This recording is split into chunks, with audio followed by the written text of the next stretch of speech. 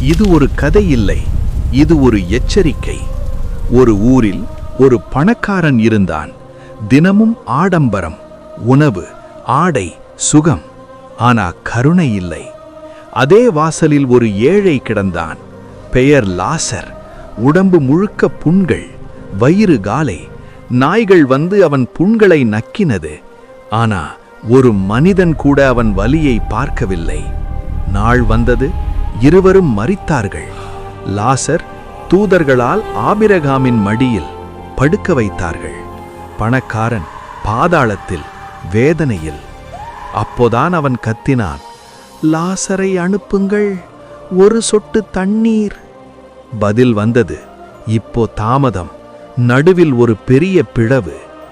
இன்று நீ யாரை புறக்கணிக்கிறாய், அவனே நாளை உன் சாட்சியாக நிற்பான். இது கடைசி எச்சரிக்கை. வாசல் திறந்திருக்கும் போது இதயம் திறக்கலன்னா கல்லறைக்குப் பின் வாய்ப்பில்லை.